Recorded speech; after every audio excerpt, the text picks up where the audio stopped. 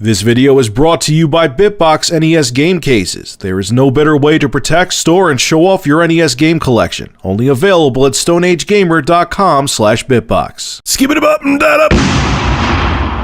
I am so damn glad that Ubisoft made a sobering remark about the whole VR craze when they were interviewed at the roundtable meeting at San Francisco. This is what head honcho Lionel Renoir, I think that's how you say it, this is what he had to say on VR. VR would need to sell at least 1 million units to be viable for development. And because he said this, a lot of people gave Ubisoft and Lionel hairy eyeballs, because how dare you question the new console craze? You don't ever question them, just like you didn't question PlayStation Move and Kinect back in the day, because they were going to be the second coming and everyone was going to play them.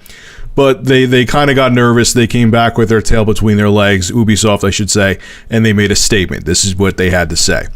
Ubisoft is always excited about new hardware and platforms and creating innovative experiences.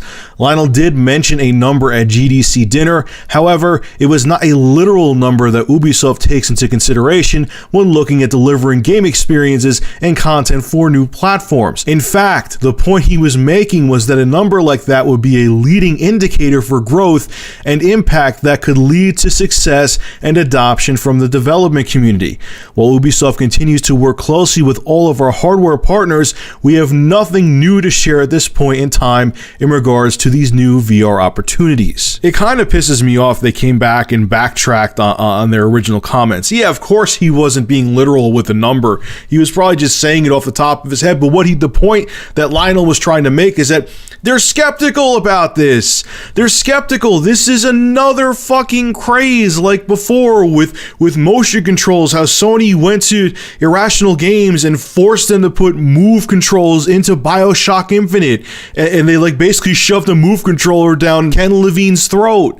That's what they're talking about. Every time they come out with this new exciting craze, it never catches on. I mean, even look at the Wii, man. I mean, yeah, it sold 100 million units, but the third parties couldn't sell games on that damn thing to save their lives. They would develop a game and it would sit on store shelves, and then they would come out with the gimmicky games thinking those would sell, and those didn't sell either. So yes, companies are going to be skeptical, Sony, Microsoft, and Oculus. They're going to be skeptical about virtual reality because every time some kind of craze builds up like this, it always falls flat on its face, and these guys waste a lot of development dollars making games for these new crazes that you make, and a lot of times they fall through. So yeah, they have every right to be skeptical about this, and for you to be pissed off about it, hey, you know what? Tough shit. You're pissed. Prove to them prove to them VR is going to be viable.